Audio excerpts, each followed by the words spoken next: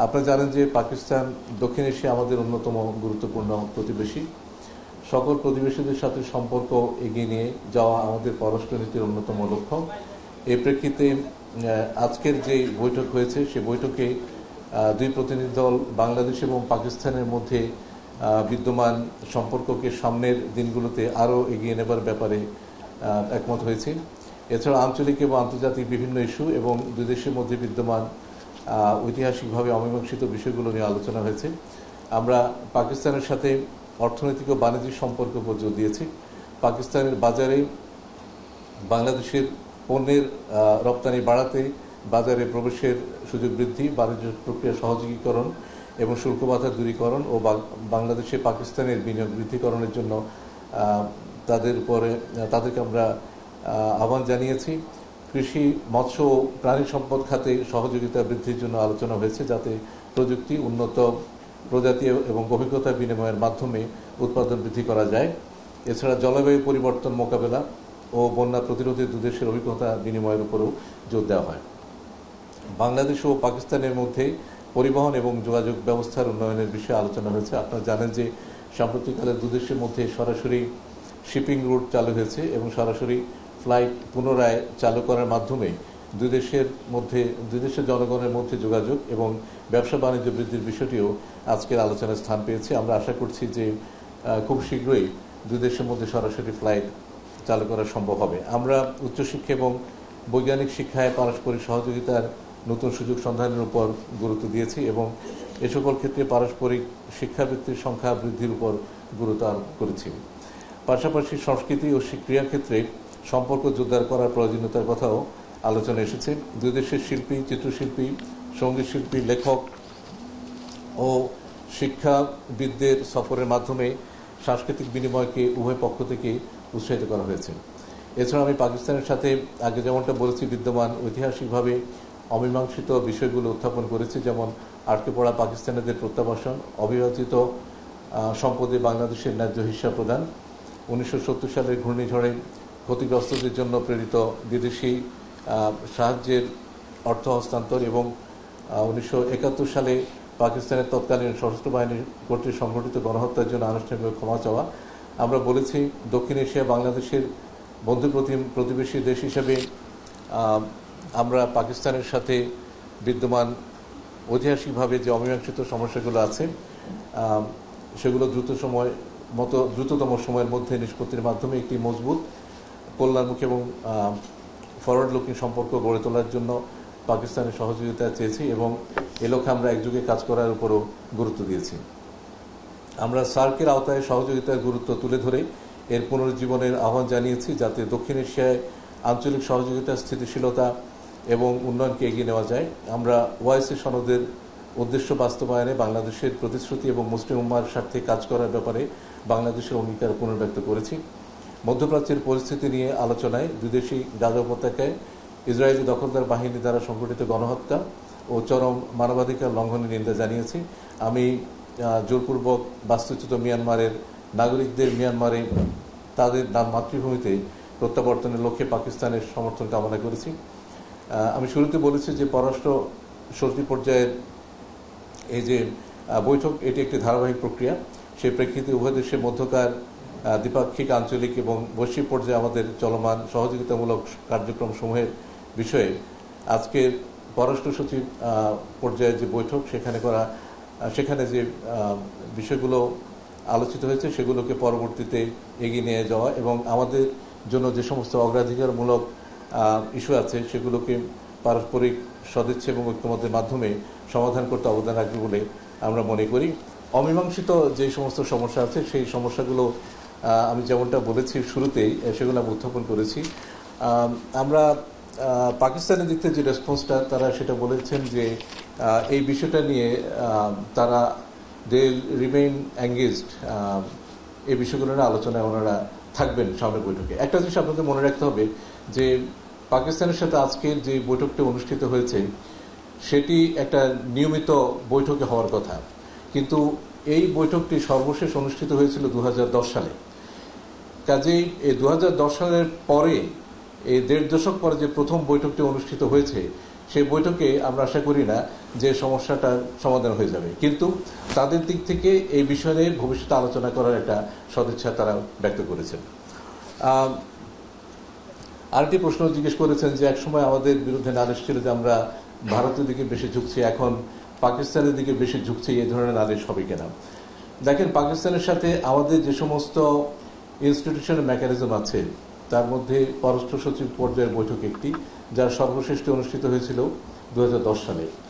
আরেকটি institutional mechanism হচ্ছে joint economic commission, সেটি অনুষ্ঠিত হয়েছিল 2004 সালে, অর্থাৎ 21 বছর আগে, 2 দশকের বেশি সময় আগে।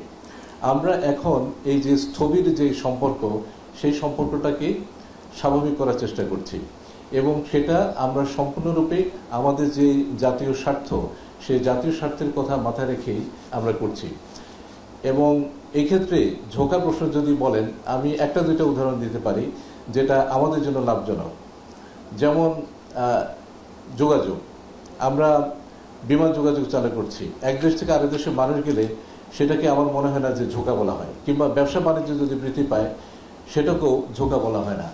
আমি মনে করি যে আমরা পাকিস্তানের সাথে যেভাবে এঙ্গেজ হচ্ছি সেটার ফাউন্ডেশন হচ্ছে মিউচুয়াল রেসপেক্ট, পরস্পরের প্রতি শ্রদ্ধা এবং মিউচুয়াল বেনিফিট। আমার যে পার্সোনালিটি কিংবা এটা কোনো সুদূর প্রসারী প্রভাব আছে কিনা সেটা জিজ্ঞেস করেছেন। আমি মনে করি যে এর সুদূর প্রসারী প্রভাব হচ্ছে যে দুই দেশের মধ্যে নিয়মিত যোগাযোগকে রক্ষা করা।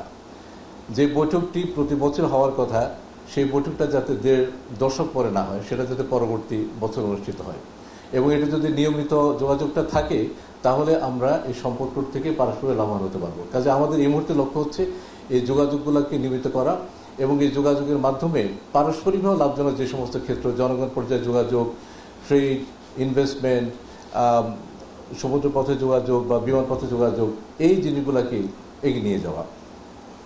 প্রতিরক্ষা বিষয়ে সাধারণ একটা আলোচনা হয়েছে। আপনারা জানেন যে আমাদের দুই দেশের মধ্যে এই সহযোগিতারা অনেকদিন ধরে বিদ্যমান, এবং আমাদের সামরিক কর্মকর্তারা সে দেশে বিভিন্ন প্রশিক্ষণে যান, এবং তাদের সামরিক কর্মকর্তারা আমাদের এই দেশে প্রশিক্ষণে আসেন। সাম্প্রতিককালে হাই লেভেল ডেলিগেশন পাকিস্তান সফর করেছেন, এবং এই যে যোগাযোগটা, সেই যোগাযোগ নিয়ে এক ধরনের সন্তোষ প্রকাশ করা হয়েছে।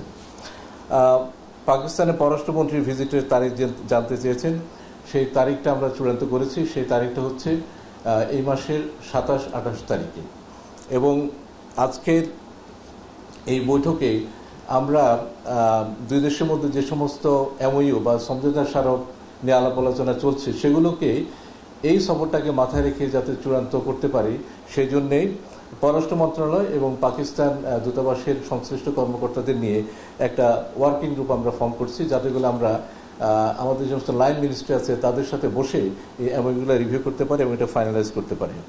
ক্ষতিপূরণের অ্যামাউন্টের কথা আপনি জিজ্ঞেস করেছেন। আমাদের কাছে যে হিসাবটা আছে সেখানে দেখানো আছে যে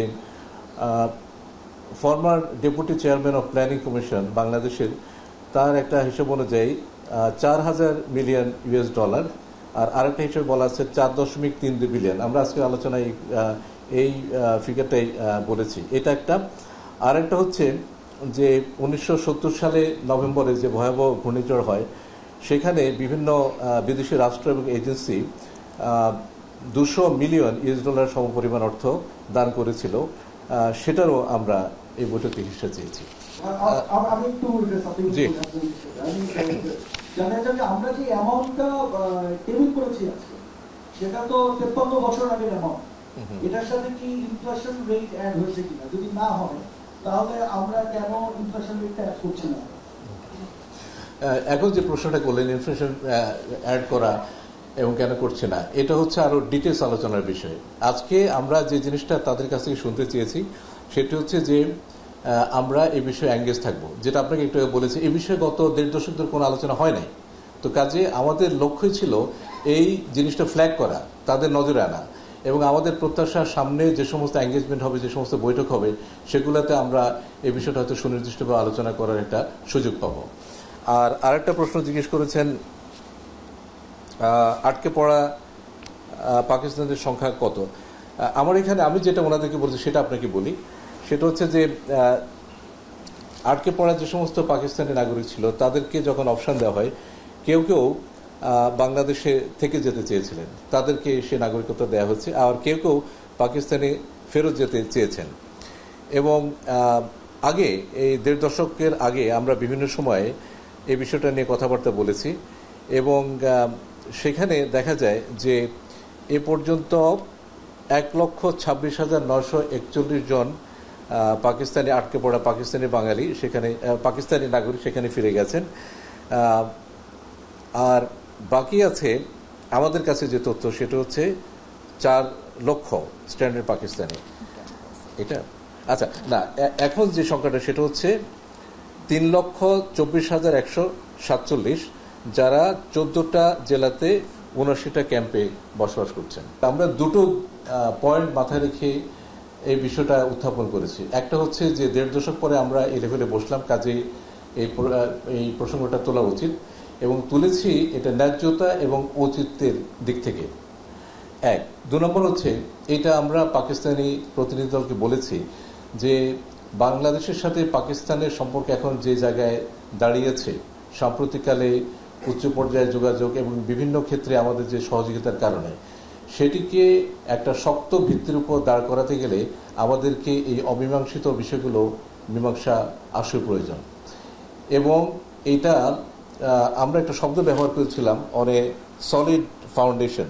আমরা বলেছি যে একটা খুব মজবুত ভিত্তির উপরে দাঁড় করাতে জন্য এই বিষয়গুলোর মীমাংসা উচিত। এবং আমরা মনে করি পাকিস্তানের সাথে বাংলাদেশের এখন যে সম্পর্ক, এই সময়টাতে এই বিষয়গুলো সমাধান করার জন্যে একটা উপযুক্ত সময়।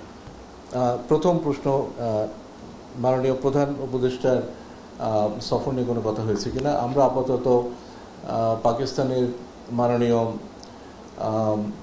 ডেপুটি প্রাইম মিনিস্টার এবং পররাষ্ট্রমন্ত্রী তার সফর নিয়ে কাজ করছি।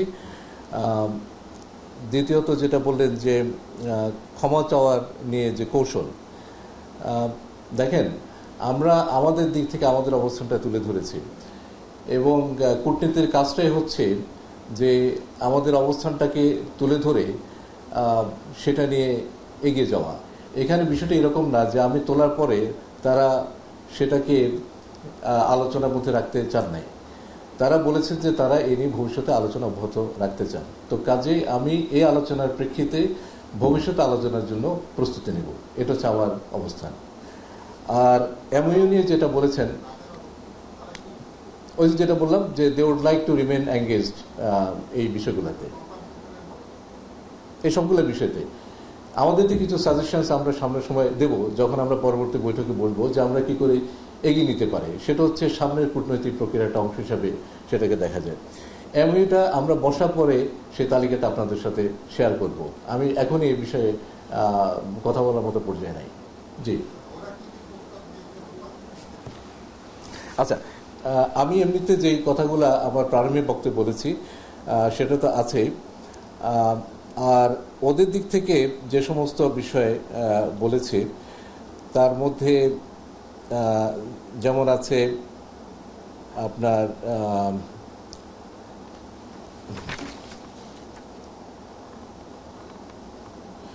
দ্বিপাক্ষিক যে সমস্ত বিষয়, সেই বিষয়গুলো ছিল বিশেষ করে ট্রেড এবং ট্রেড নিয়ে আমরা অনেক কথাবার্তা বলেছি।